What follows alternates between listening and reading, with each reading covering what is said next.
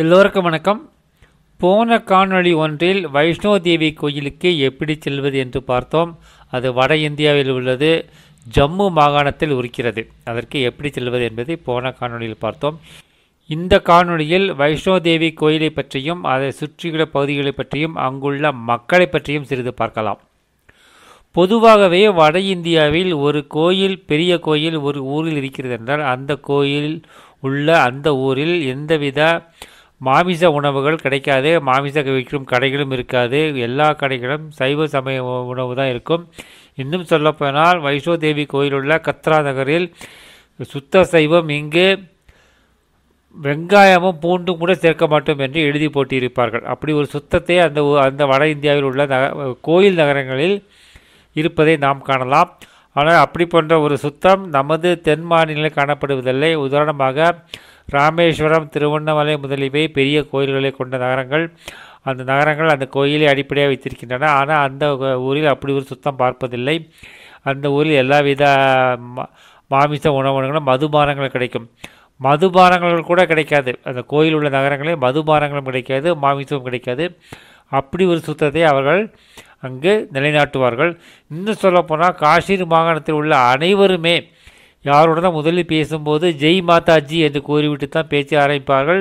பேச்சை முடிக்கும் போதும் ஜெய் மாதாஜி என்று சொல்லி முடிப்பார்கள். அந்த அளவிற்கு அந்த அம்மன், வைஷ்ணோதேவி அம்மன் அந்த ஊரில் உள்ள மக்களின் மீது ஒரு அன்பு பாராட்டி வருகிறார். இதனால் மக்களும் அவர் மீது அன்பு காட்டுகிறார். ஒவ்வொரு வார்த்தைக்கு வார்த்தை ஜெய் மாதாஜி என்று கூறுவதை நாம் கேட்கலாம்.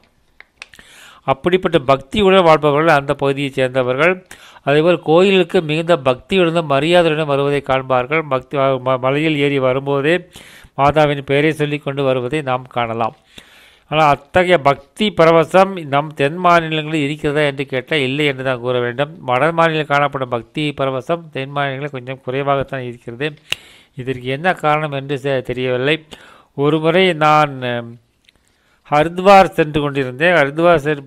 ஹரித்வாருக்கு நான் பஸ்ஸில் பயணம் செய்து கொண்டிருந்தேன். பஸ்ஸில் பயணம் செய்யும் பொழுது அந்த ஹரித்வாரில் சிவன் கோயில் ஏதோ ஒரு விசேஷம். ஆனால் அன்று அந்த கோயிலுக்கு லட்சக்கணக்கான இளைஞர்கள் காவடி எடுத்து வருவதை பார்த்தேன். அவ்வளவு காவடி நமது ஊர்களில் முருகன் கோயிலுக்கு வருமா என்று கேட்டால் சந்தேகம்தான்.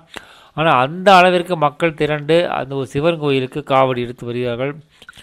பக்தி என்பது வட மாநிலம் கொஞ்சம் அதிகமாகவே காணப்படுகிறது. இன்னும் சொல்லப்போனால் நான் பங்கேற்ற ஆர்த்தியில் அந்த வழிபாட்டில் பாடல்களை பாடினார்கள், பஜனை பாடினார்கள். அப்படி பாடல்களும் பஜனைகளையும் பாடும்போது அந்த கூட்டத்தில் உள்ள அனைவருமே கூட சேர்ந்து பாடுகிறார்கள். அதாவது அனைவருக்குமே பக்தி பாடல்கள் மனப்பாடமாக தெரிஞ்சிருக்கிறேன் என்பதை கூறுகிறேன். அப்படி மனப்பாடம் செய்யும் உள்ள பழக்கம் நமது தென்னாட்டவர்கள் இருக்கிறதா என்று கேட்டால் இல்லை என்று தான் சொல்லிவிடும். எனக்கு எந்த பக்தி பாட்டும் தெரியாது. ஆனால் அங்கு அந்த ஆர்த்தியின் போது பாடல்கள் பாடும் பொழுது அனைவருமே கூட சேர்ந்து பாடுகிறார்கள் என்பதுதான் மிகவும் ஆச்சரியமான விஷயம். அது ஒரு பரவசமான ஒரு உணர்வையும் நமக்கு தருகிறது. ஆயிரக்கணக்கான பேர்கள் ஒன்றாக சேர்ந்து அந்த வைஷ்ணோ தேவியின் மீது பாடலை பாடும்போது கேட்பதற்கு மிகவும் அருமையாகவும் இன்பமான ஒரு உணர்வையும் தருகிறது. அப்படிப்பட்ட உணர்வை நான் அந்த கோயிலில் உணர்ந்தேன். நமது கோயிலில் சென்று வரும்போது ஏதோ ஒரு சுற்றுலா சென்று வருவது போல் ஒரு உணர்வு இருக்கும். ஆனால் அங்கு ஒரு பக்தி பிரவசம்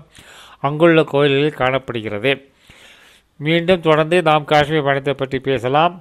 அதுவரை நமது மந்திரம் அன்பே சிவம், அன்புடன் வாழ்வோம், கடமையை செய்வோம், இந்த நொடியில் வாழ்வோம், எல்லோருக்கும் உதவி செய்வோம், எல்லாம் சிவமயம். நன்றி, வணக்கம்.